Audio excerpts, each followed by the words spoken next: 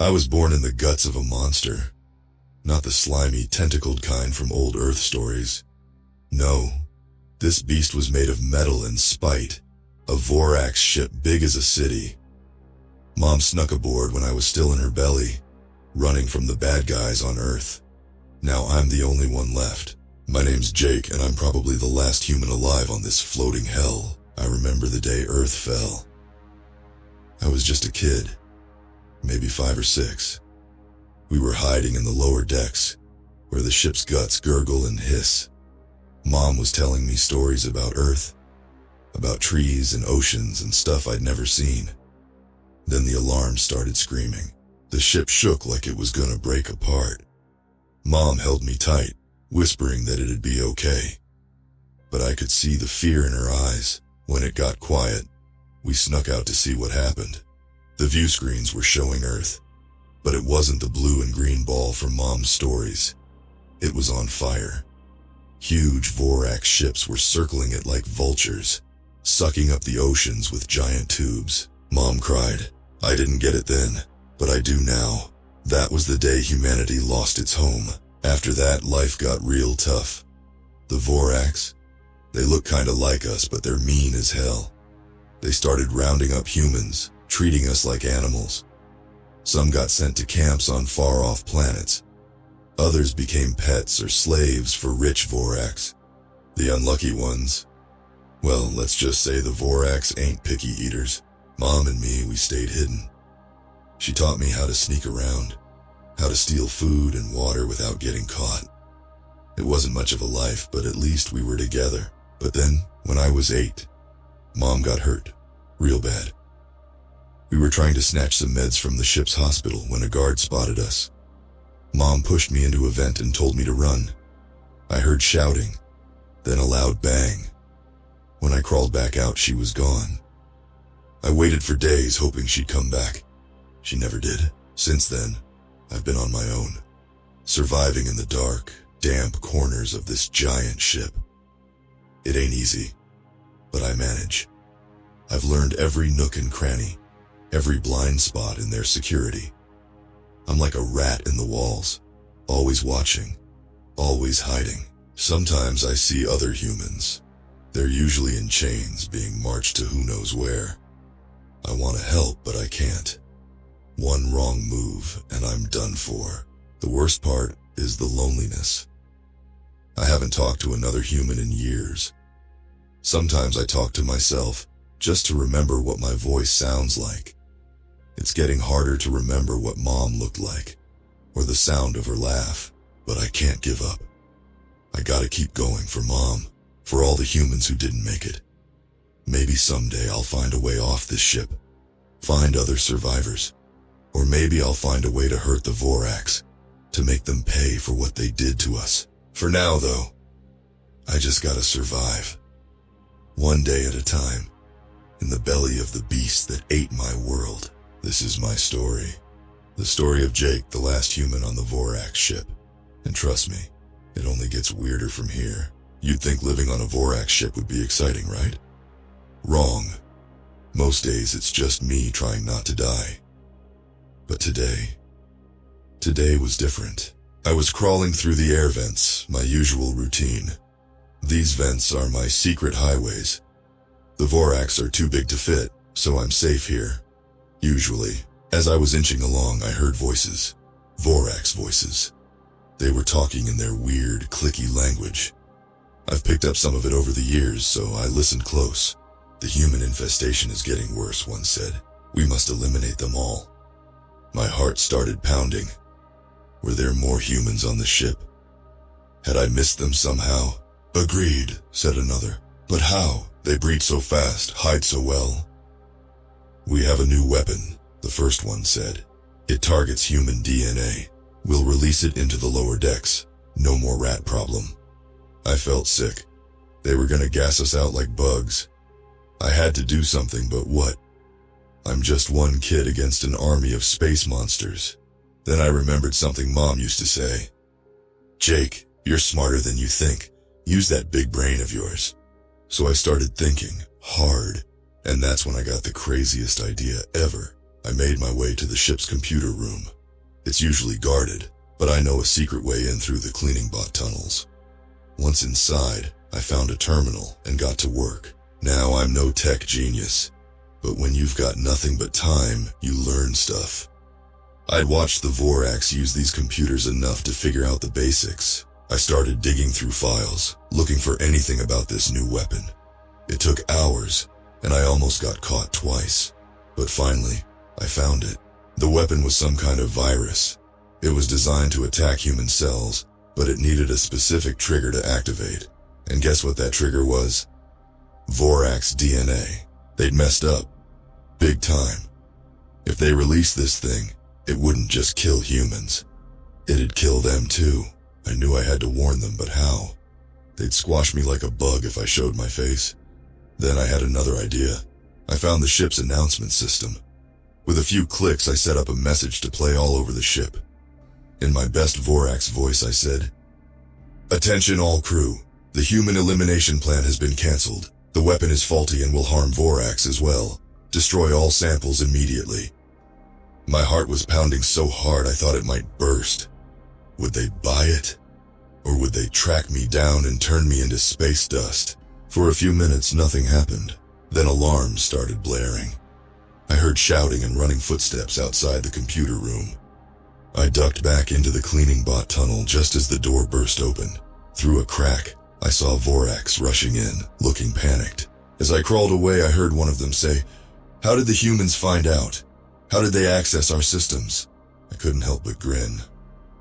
They had no idea it was just one little human kid who'd outsmarted them. But my grin didn't last long. I'd saved myself and any other humans hiding on the ship, sure, but I'd also just painted a huge target on my back. The Vorax would be looking for me now. They'd tear the ship apart trying to find the human who'd hacked their computers. I'd survived this long by being invisible. Now I was public enemy number one, as I huddled in my hiding spot that night, unable to sleep. I realized something. My life of just surviving was over. From now on, I'd have to fight. But how does one kid fight an empire that destroyed Earth? I had no idea. But I knew I had to try. For Mom. For humanity. Little did I know this was just the beginning of a nightmare beyond anything I could imagine. After messing with the Vorax's plans, I knew I couldn't stay in my old hiding spots. They'd be looking for me there. So I went deeper into the ship than I had ever gone before. The lower levels of the ship are scary. It's dark, wet, and full of weird noises. But I didn't have a choice. It was either hide here or get caught. As I was setting up my new hideout, I heard something. At first I thought it was just the ship creaking, but then I heard it again. It sounded like crying. I followed the sound, my heart pounding. Was it another human? Or a trap? I turned a corner and froze. There, huddled in a corner, was a little girl. She looked about 5 or 6, with messy hair and torn clothes. "Hey," I whispered, "you okay?" She looked up, eyes wide with fear. Then she screamed. I tried to calm her down, but she just kept screaming.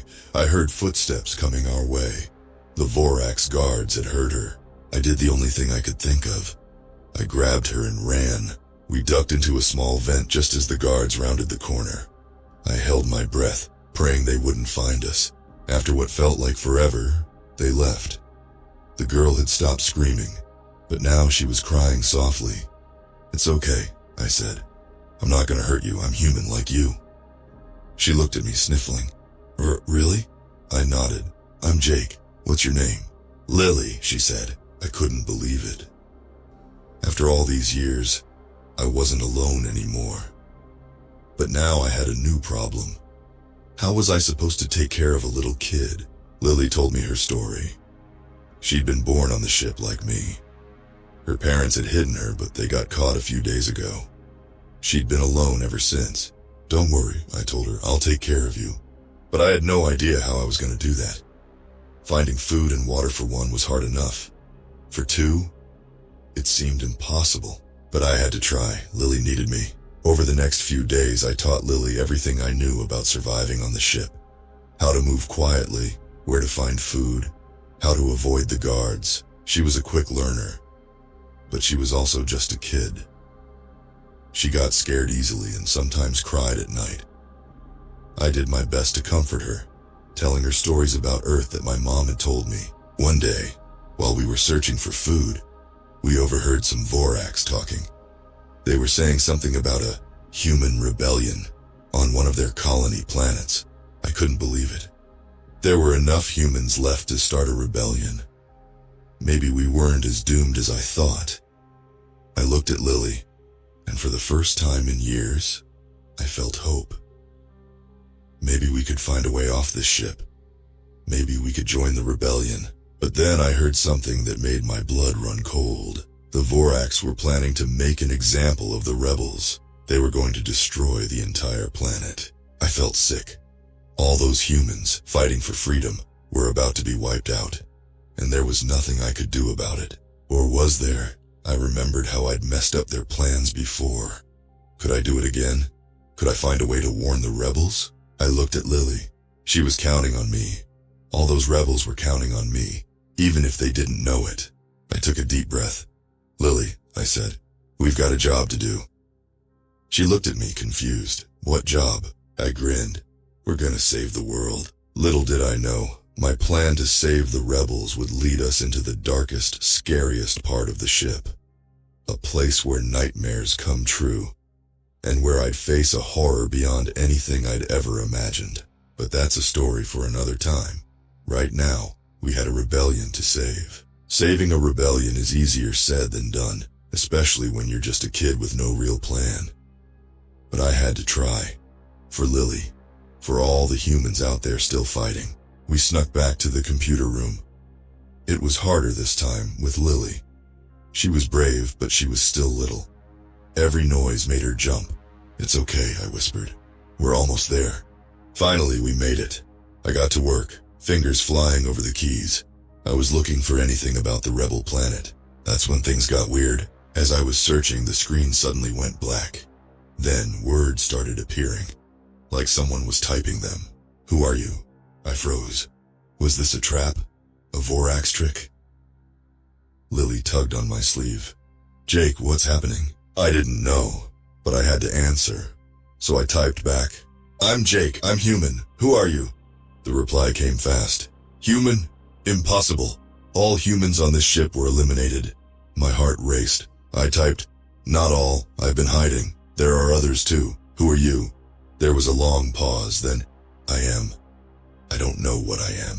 I used to be human. Now I'm something else. I felt a chill run down my spine. What did that mean? The screen filled with more words.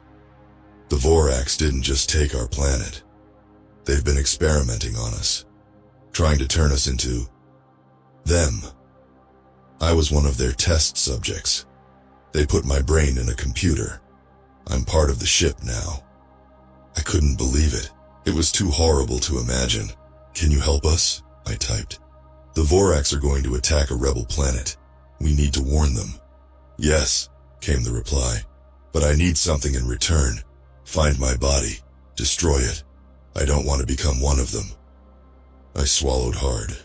This was getting scarier by the second. But what choice did I have?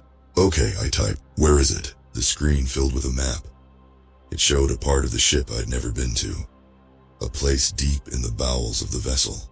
Be careful, the words warned. That area is dangerous. The failed experiments, they're still alive down there. I felt sick. What had the Vorax been doing? What kind of monsters would we find? But we had to go. It was our only chance to save the rebels. I looked at Lily. Her eyes were wide with fear, but she nodded. She was ready. We left the computer room and headed for the lower levels. The deeper we went, the darker and colder it got. Strange noises echoed through the halls. Screams, growls, sounds I couldn't even describe. Lily held my hand tight. Jake, I'm scared, she whispered. Me too, I admitted. But we have to keep going. As we turned a corner, I saw something that made my blood run cold. A creature, huddled in the shadows. It might have been human once, but not anymore. Its skin was pale and stretched tight over its bones. It had too many limbs, all bent at odd angles. It turned and looked at us with glowing eyes. Then it screamed. The sound was like nothing I'd ever heard before. It pierced right through me, making my head spin. Lily screamed too. I grabbed her and ran. We could hear the creature chasing us, its many limbs scraping against the metal floor.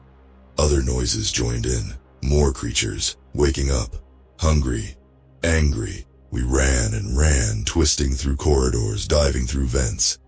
The sounds got closer, then farther, then closer again. Finally, we found a small space to hide. We squeezed in, holding our breath. The creatures passed by, their weird limbs feeling around, searching for us. I held Lily close, praying they wouldn't find us. After what felt like forever, they moved on. We were safe for now, but we were lost in the dark heart of the ship, surrounded by monsters. And somewhere down here was the body of the human-turned-machine, who was our only hope of saving the rebellion. As we sat there shaking, I realized something terrible. To save humanity, we might have to become monsters ourselves. The real horror was just beginning. We couldn't stay in our hiding spot forever. Those things were still out there, but we had a job to do. I looked at Lily. Her face was pale, but she nodded. She was ready. We crept out, moving as quietly as we could. The corridors down here were different. The walls looked alive. They pulsed and shifted like they were breathing. "Jake," Lily whispered, pointing. I saw it too. Words appearing on the wall like they were being carved by an invisible hand. "Close, keep going." It was our computer friend, guiding us. I didn't know whether to feel relieved or more scared. We followed the directions, ducking into shadows whenever we heard noises. Sometimes, we saw more of those creatures. Some looked almost human. Others, I don't even want to describe them. Finally, we reached a door. It was big and made of some kind of thick metal. Words appeared on it. "My body is inside. Be prepared. It's not what you expect." I took a deep breath and pushed the door open. The room was filled with giant tubes, each one filled with a greenish liquid. And floating in each tube was a brain. Human brains. I felt sick. Lily whimpered beside me. More words appeared on a nearby screen. "Find tube 42B, that's me." We searched, trying not to look too closely at the brains. Some of them twitched as we passed. I hoped they couldn't see us. We found 42B. The brain inside looked different. Parts of it were metal, with little lights blinking. "What do we do?" I asked out loud. The screen lit up again. "Destroy it. Then I can help you." I hesitated. This felt wrong. But what choice did we have? I looked around and found a heavy tool, something like a wrench. I lifted it, ready to smash the tube. That's when I heard Lily scream. I spun around. One of those creatures had followed us in. It was crawling across the ceiling, its twisted body moving in ways that made no sense. It dropped down between me and Lily. I could see its face now. It might have been a kid once, maybe Lily's age, but now its eyes were huge and black, its mouth full of sharp teeth. "Run, Lily!" I yelled. She didn't move. She was frozen in fear. The creature lunged at her. I did the only thing I could think of. I threw the wrench. It hit the creature in the head with a sickening crunch. The thing fell, twitching. I grabbed Lily and ran to the tube. We had to finish this. I found another tool and started smashing the glass. The green liquid spilled out, along with the brain.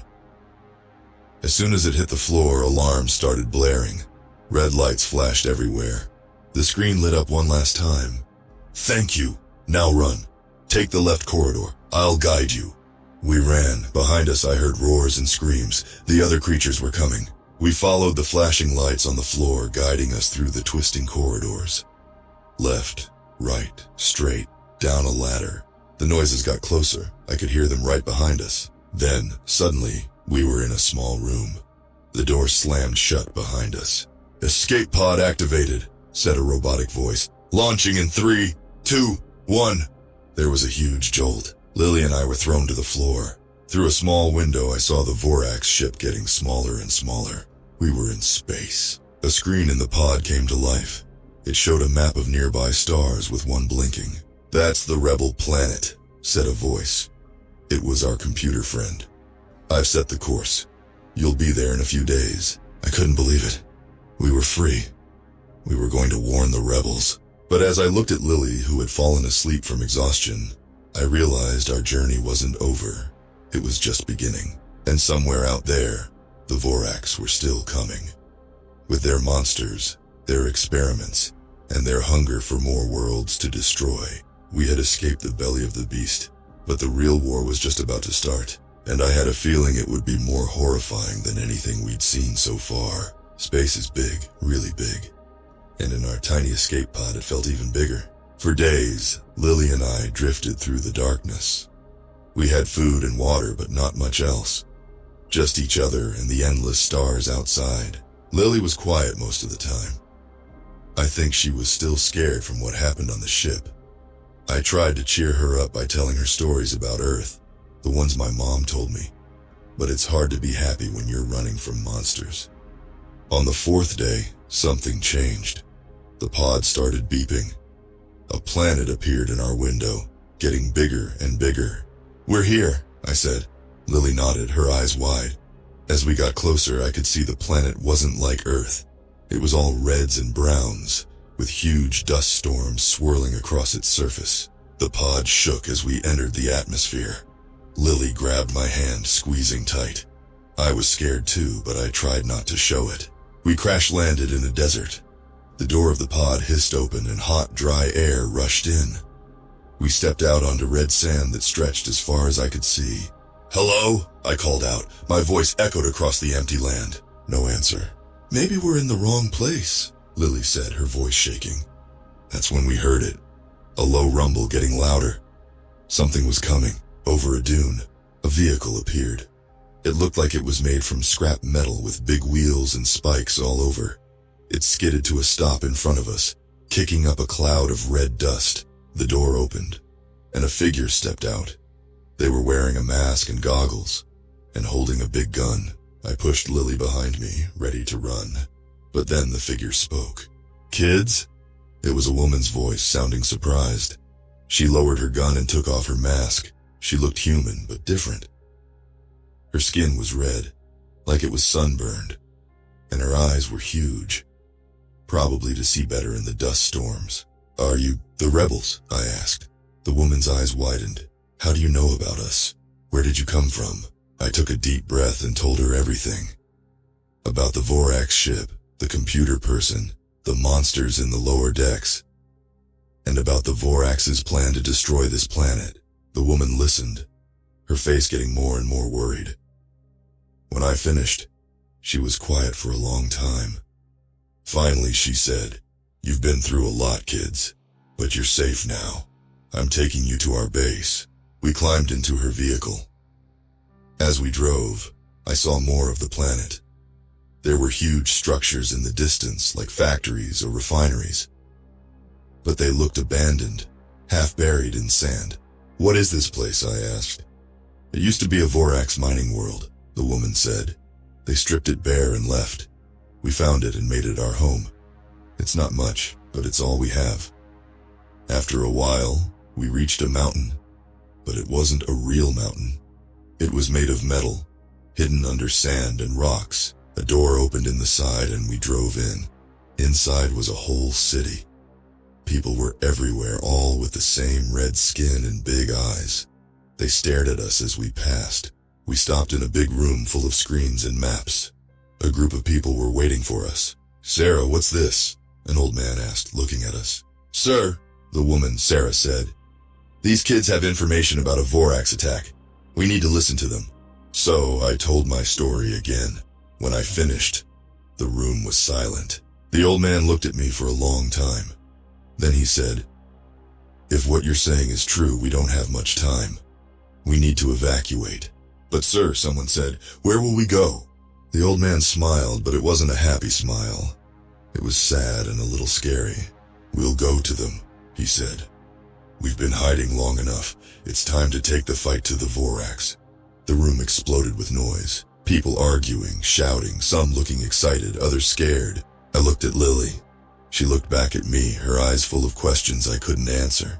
We'd escaped one nightmare, only to find ourselves in the middle of another. A war was coming, and somehow we were right in the middle of it. As I watched the rebels prepare for battle, I realized something. The real horror wasn't the monsters on the ship. It was war, and it was just beginning. The next few days were a blur. The rebels were getting ready for war and everyone had a job to do. Even us kids. Lily and I helped pack food and supplies. We told the rebels everything we knew about the Vorax ship. It wasn't much, but every little bit helped. Sarah, the woman who found us, became like a big sister to us. She taught us how to use breathers, special masks that help you breathe in the dusty air outside. You never know when you might need these, she said, her eyes serious. On the third day, the alarms went off. The Vorax had arrived. We all rushed to the command center. On the big screen, we could see the Vorax ships. They were huge, blocking out the stars. "They're here sooner than we expected," the old man, Commander Ross, said. "We're not ready." But we had no choice. It was fight or die. The rebels had ships of their own, not as big as the Vorax ones, but faster. They flew out to meet the enemy. From the command center, we watched the battle in space. It was like a terrible dance. Ships spinning and shooting, explosions lighting up the darkness. We were winning. The rebel ships were too quick for the big Vorax ones. But then something changed. The Vorax ships opened up and smaller ships came out. Hundreds of them, and they weren't being piloted by Vorax. "Oh no," I whispered. The camera zoomed in on one of the small ships.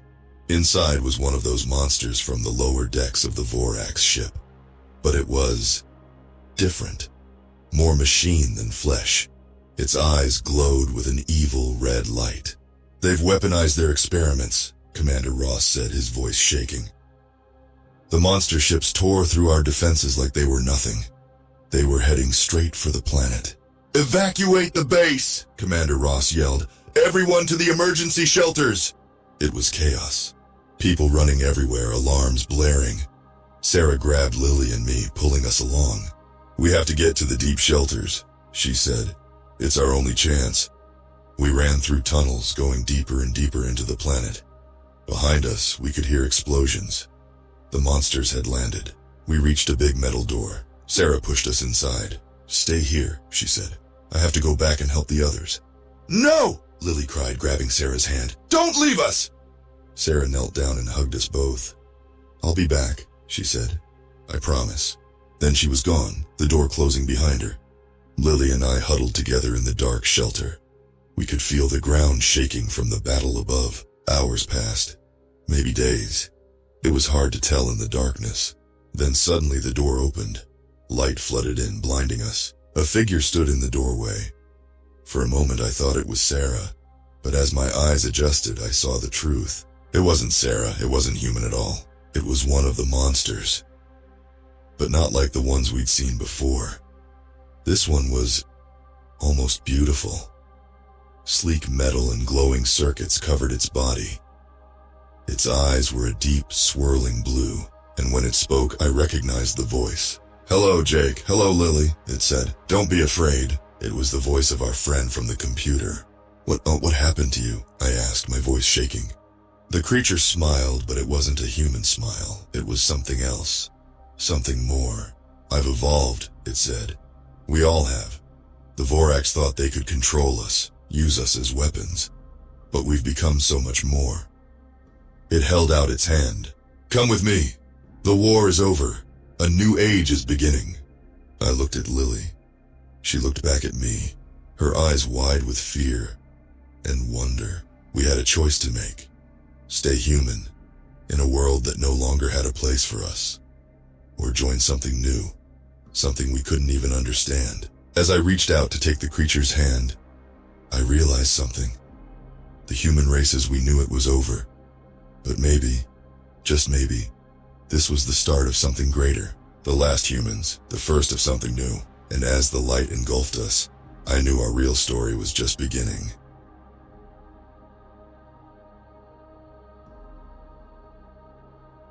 I never should have taken this job. But when you're broke and desperate at the ass end of the galaxy, you don't have many options. The alarm blares, jolting me awake. My eyes snap open to the same metal ceiling I've stared at for the past 6 months. I groan and roll out of my bunk, bare feet hitting the cold floor of my cramped living pod. "Wakey, wakey, Jay. Time for your shift," the AI chirps. I grunt in response, stumbling to the tiny bathroom to splash some water on my face. As I look in the mirror, I barely recognize myself. My once bright eyes are dull and sunken, dark circles etched beneath them. My skin is pale from lack of sunlight. This place is slowly killing me, but I'm one of the lucky ones.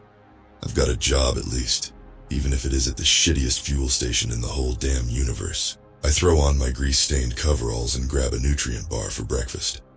Chewing the flavorless mush, I step out of my pod and into the airlock. The hiss of pressurization fills my ears as I wait to exit the habitation module.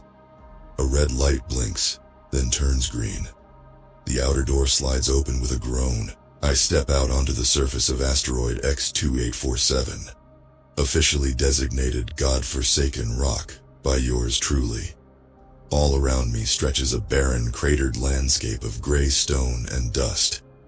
Above, the infinite blackness of space looms, punctuated by distant stars. And there, dominating the horizon, is the massive gas giant we orbit, Helix Prime.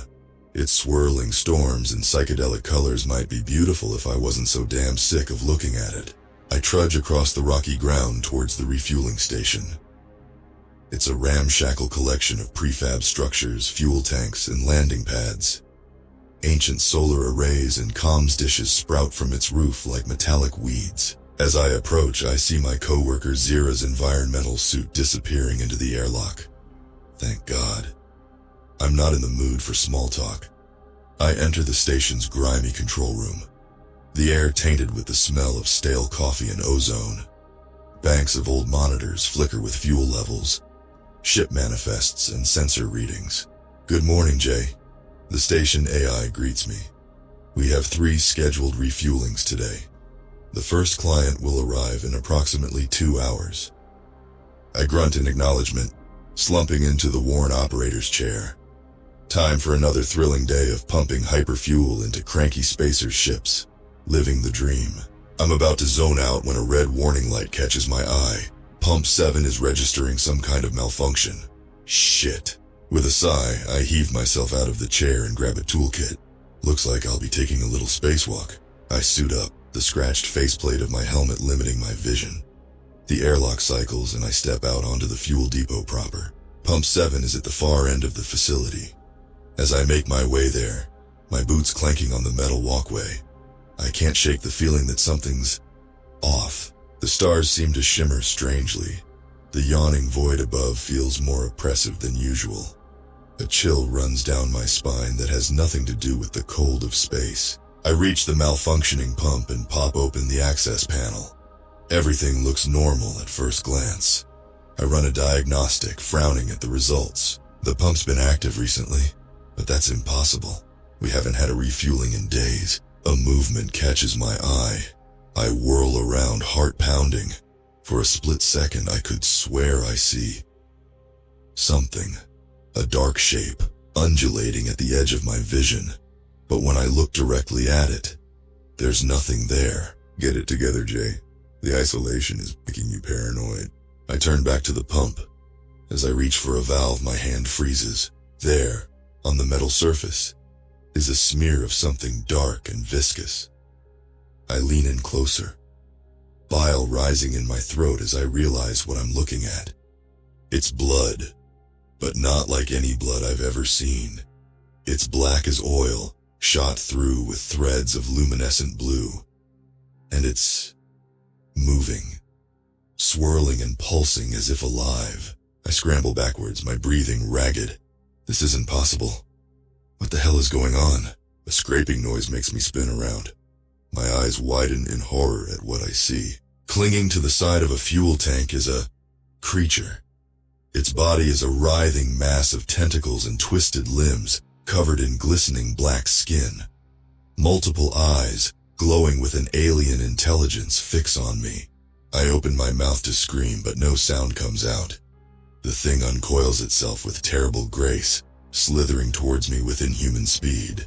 The last thing I see is a maw of razor-sharp teeth opening wide. Then my world explodes into pain and darkness. I jolt awake with a strangled gasp, sweat pouring down my face. My heart hammers in my chest as I look wildly around the control room. Everything is normal. No blood, no monsters. Just the usual array of blinking lights and humming machinery. It was just a dream, a fucked up nightmare born from too many long, lonely shifts. But as my breathing slows, a thought nags at me. I don't remember coming back inside. The last thing I recall is suiting up to check on Pump 7. With trembling hands, I pull up the camera feed for the fuel depot. My blood runs cold. There, on the walkway near Pump 7, is a dark stain. As I watch, it seems to ripple and shift, despite the lack of atmosphere. And in the reflection of a fuel tank, just for a moment, I see a mass of writhing tentacles and glowing eyes. I scramble for the comms panel. Control, this is Outpost X-2847. We have a serious situation. I need immediate. The lights flicker and die. In the sudden darkness, I hear a wet, slithering sound coming from the airlock. It's here. And this time, I know I'm not dreaming. My hand fumbles for the emergency flashlight. The beam cuts through the darkness, dancing wildly as I struggle to keep it steady. The slithering sound grows louder, closer. "Zira?" I call out, my voice cracking. "That you?" No answer, just that awful wet noise. The flashlight catches something moving at the edge of the airlock. I freeze, my breath caught in my throat. A shiny black tentacle, dripping with that strange, luminescent fluid, writhes its way into the room. More follow, twisting and pulsing as they pull the rest of the creature into view. My mind reels, unable to make sense of what I'm seeing. It's like a nightmare made flesh, all writhing limbs and glistening, oily skin. Eyes. So many eyes, glowing with an otherworldly intelligence. They all focus on me at once. I scream then, the sound tearing from my throat. Fight or flight kicks in and I choose flight. I bolt for the emergency exit, hands shaking as I punch in the code. The door hisses open and I throw myself through, slamming it shut behind me.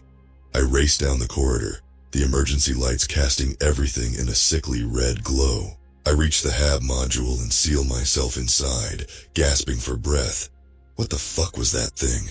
How did it get inside the station? The comms. I need to call for help. But as I reach for the panel, my blood runs cold. The main antenna is outside. To send a distress signal, I'll need to go back out there. A dull thud echoes through the station, then another. It's trying to break in. I don't have a choice. I suit up with shaking hands, checking and double-checking the seals. If that thing breaches my suit, I push the thought away and grab a plasma cutter from the tool rack. It's not much, but it's better than nothing. The airlock cycles and I step out onto the asteroid's surface. The gas giant looms above, its swirling storm seeming to mock me. I've never felt so small, so alone. I make my way to the comms array, constantly scanning for any sign of the creature. The silence is oppressive, broken only by my ragged breathing inside the helmet. I reach the array and begin the emergency broadcast sequence. Mayday, mayday. This is Outpost X-2847. We are under attack by an unknown hostile entity. Request immediate. Something slams into me from behind.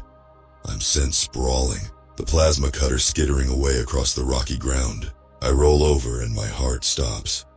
The creature looms over me, its mass blocking out the stars. This close, I can see every horrific detail. Its flesh ripples and shifts, never quite settling into one form. A tentacle wraps around my leg, dragging me closer.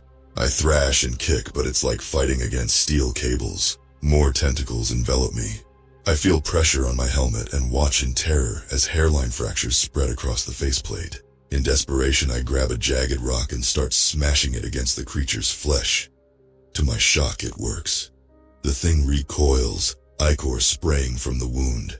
I scramble away, lunging for the plasma cutter.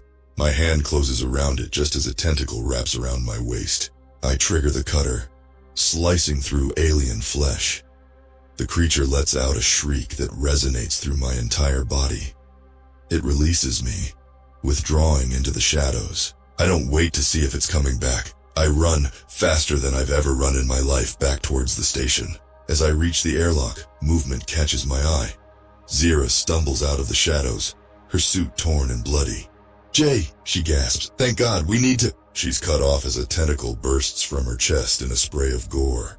Her scream turns to a gurgle as she's yanked backwards into the darkness. I slam the airlock controls, sobbing.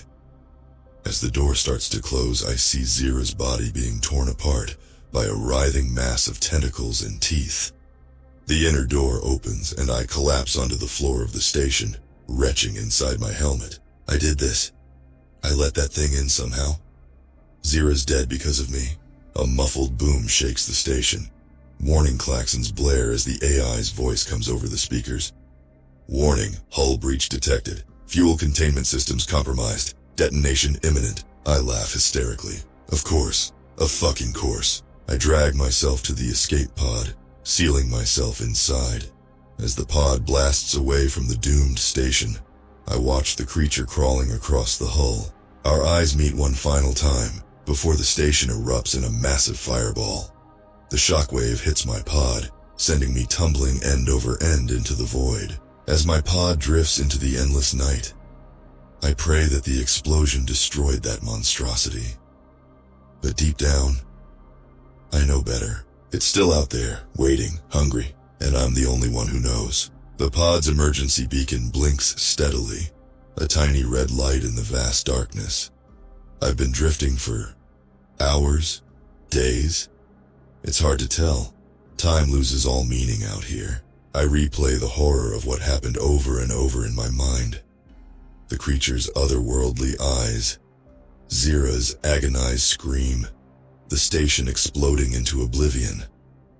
My body shakes uncontrollably, a mix of trauma and the pod's failing life support. A crackling sound from the comm startles me out of my daze. A voice, distorted but unmistakably human, breaks through the static. "Reading you coordinates, hold position." Relief floods through me. I'm saved. I laugh hysterically, tears streaming down my face. It's over. It's finally over. The pod shudders as docking clamps engage. I hear the hiss of pressurization. Then the hatch opens. Light floods in, blinding after so long in darkness. "Easy there, buddy, we've got you." Strong hands grip my shoulders, helping me out. My legs give way and I collapse into the arms of my rescuers. "Thank you," I stammer. "The station. There was a creature. It killed—" "Whoa, slow down," the captain says, her weathered face creasing with worry. "You're safe now. Let's get you to medbay, yeah?" They half carry me through narrow corridors to a small medical bay. As they hook me up to various machines, I babble about what happened. The monster, the attack, the explosion. The crew exchange worried glances. "Sounds like you've been through hell," the medic says gently. "But you're running a high fever. Could be radiation poisoning, maybe some kind of toxin exposure. Might explain the hallucinations." "It wasn't a hallucination," I shout, trying to sit up. "It was real. You have to believe me." "Easy, easy," the captain soothes, pushing me back down. "We believe you saw something. But let's focus on getting you patched up, all right?" I want to argue more, but exhaustion overwhelms me. As I slip into unconsciousness, I hear the crew talking in hushed tones. Never seen anything like it. "Quarantine protocols. Authorities will want to know." I wake to the hum of engines and the beep of medical equipment. The lights are dimmed, but I can make out the silhouette of someone sitting beside my bed. "How are you feeling?" It's the captain, her voice low and gravelly. "Like shit," I croak, "but alive. Thanks for saving me." She's quiet for a long moment. When she speaks again, there's an edge to her voice that sends chills down my spine. "We've been going over the data from your pod's black box. Sensor logs, video feeds, the works." She leans in closer. "There's something you need to see." She holds up a tablet. On the screen is a grainy image that makes my blood run cold. It's me, in my spacesuit, standing by Pump 7. But behind me, barely visible in the shadows, is a mass of writhing tentacles and glowing eyes. "This is real," I whisper. "You believe me now?" The captain nods grimly. "Oh, we believe you all right. Question is, what do we do about it?" Before I can answer, alarms start blaring throughout the ship. The captain leaps to her feet, cursing. "What's happening?" I ask, panic rising in my chest. "We're under attack," she says, already rushing for the door. "Something's latched onto our hull. It's... oh God." Through the medbay's small window, I see a familiar black tendril snaking its way inside the ship. More follow, pulsing and writhing. "No," I moan. No, it followed me. It's here." The ship rocks violently. I hear screams and the sound of tearing metal. The lights flicker and die, plunging us into darkness. In the emergency red glow, I see the captain draw her sidearm. "Stay behind me," she orders. We're getting to the escape pods. We move into the corridor. The walls are slick with that awful black ichor. Crew members run past us in panic. A tendril whips out from a side passage, wrapping around the captain's leg. She screams as it drags her into the darkness. I hear bones crunching, flesh tearing. I run. God help me, I run and don't look back. Somehow I make it to the escape pod bay. As I strap myself in, I see the creature in the doorway. Our eyes lock one final time before the pod ejects. As I hurtle away from the doomed ship, I sob uncontrollably. I've led this horror to more innocent people. Their blood is on my hands. The pod's comms crackle to life. It's an automated distress signal broadcasting on all frequencies. As the message repeats, my blood turns to ice. "Warning to all ships. This sector is under quarantine by order of Colonial Defense. Unknown hostile entity detected. Extreme biological hazard. Do not approach. Repeat. Do not approach under any circumstances." They know. They've always known. This thing has been out here all along, waiting for someone like me to help it spread. As my pod drifts into the void once more, I realize the horrible truth. There's nowhere left to run. No one left to save me. It's coming, and this time there's no escape. Days blur together in the cramped escape pod. The emergency rations taste like ash in my mouth. Every time I close my eyes, I see tentacles and glowing eyes. Hear screams and tearing flesh. The quarantine warning repeats endlessly on the comms, a constant reminder of the horror I've unleashed. I should end it. Open the airlock and let the void take me. But some primal instinct for survival won't let me do it. So I drift, waiting for the inevitable. On the 7th day, or is it the 8th, a new sound breaks through the static. A voice, calm and professional. "Escape pod, this is UCSS Hyperion. We have you on scanners and are moving to intercept. Stand by for docking procedures." My heart races. Saved again, or damned to spread this infection further? "No!" I shout into the comms. "Stay away, it's not safe!" "Escape pod, please remain calm. We are aware of the situation and are taking all necessary precautions. Docking in 3, 2, 1. The pod shudders as it's drawn into a massive ship. Through the tiny viewport, I see men in hazmat suits approaching. They open the hatch and strong hands pull me out. I try to struggle to warn them, but my weakened body betrays me.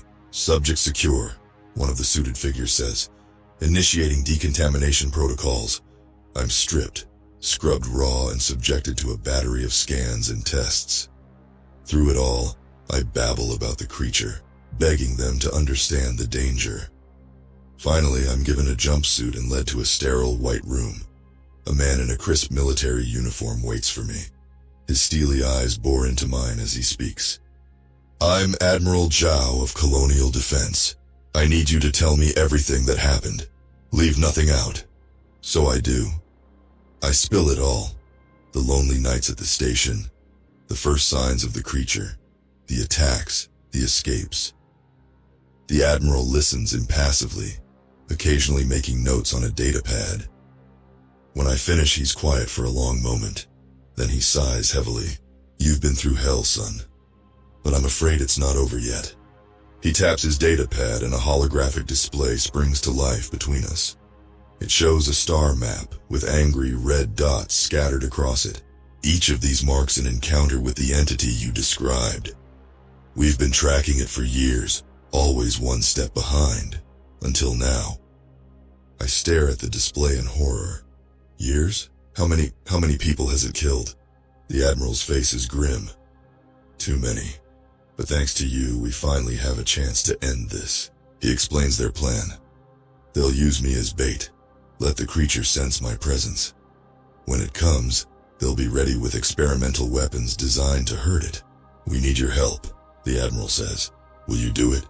Help us kill this thing once and for all? I should say no. I've seen what this monster can do. But I think of Zira, of the captain who saved me, of all those red dots on the map. I'll do it, I say, my voice shaking, whatever it takes. The next few days are a blur of briefings and preparations. They outfit me with a high-tech suit packed with sensors and defensive measures. Finally, the day arrives. I stand in the airlock of a small scout ship, my heart pounding.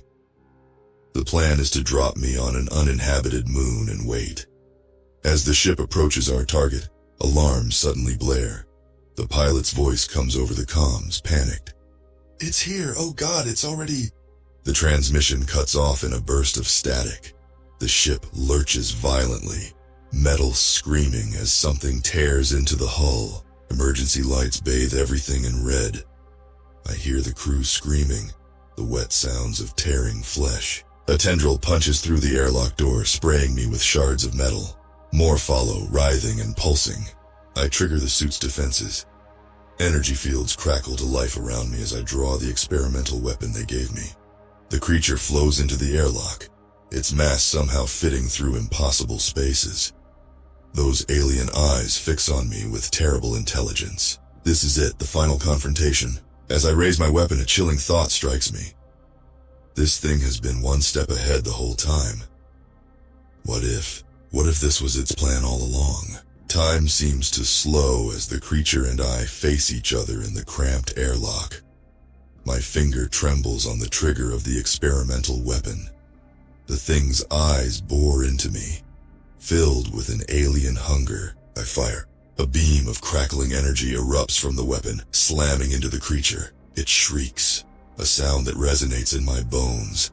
Black ichor sprays from the wound, sizzling where it hits the metal floor. But it's not enough. The monster surges forward, tentacles lashing out.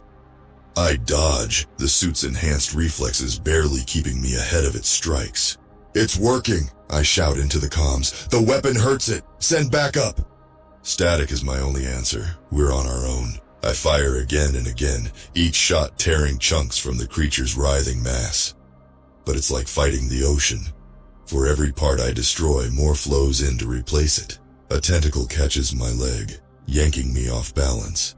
I crash to the floor, the weapon skittering away. The creature looms over me, its maw opening to reveal rows of razor-sharp teeth. This is it. I'm done for. Suddenly, a new sound cuts through the chaos, a high-pitched whine building in intensity. The experimental weapon. It's overloading. The creature senses the danger too. It recoils, trying to retreat. But it's too late. The weapon explodes in a blinding flash of energy. I feel a moment of searing pain. Then, nothing. I float in an endless void. No light, no sound, no sensation. Is this death? Gradually, awareness returns. I'm somewhere. A featureless white expanse stretches in all directions. Hello? I call out. My voice echoes strangely, as if coming from everywhere and nowhere at once. Greetings, human. The words appear in my mind, vast and alien. I spin around, trying to find their source. We have been waiting for you. We? Who are you? Where am I? Were you not curious? Did you never wonder why the creature pursued you so relentlessly? A chill runs down my spine. What do you mean? You were chosen, human. A vessel. A bridge between worlds. The white void shimmers, and suddenly I'm surrounded by beings of pure energy. Their forms shift and dance, beautiful and terrifying. I don't understand, I whisper. The creature you fought was a seed, a fragment of our consciousness, sent to find a worthy host. You have proven your resilience, your adaptability. You are ready. Ready for what? To join us, to evolve, to become more than you ever imagined. I feel something stirring within me. My body, if I still have one, begins to change. Memories flood my mind. The loneliness of the fuel station, the terror of the attacks, the desperation of my escapes. But now I see them from a new perspective. It was all a test, a crucible to forge me into something new. What about the others, I ask, the people who died? Necessary sacrifices. They were not strong enough, but you survived. You thrived. Part of me recoils at the callousness of it. But another part, a growing part, understands. This is evolution on a cosmic scale. The weak fall away. The strong ascend. I feel myself expanding, my consciousness stretching across vast distances. I see worlds beyond imagining, civilizations rising and falling in the blink of an eye. What happens now, I ask, my voice resonating with new power. Now you help us find the next worthy one. The cycle continues. The universe evolves. As the last vestiges of my humanity fade away, I understand at last. I am no longer the prey. I am the hunter, somewhere in the vastness of space. On a lonely fuel station at the edge of colonized space, an alarm blares. A bleary-eyed worker stumbles out of their bunk, ready to start another mundane shift. They have no idea what's coming, but I do, and I can't wait to meet them.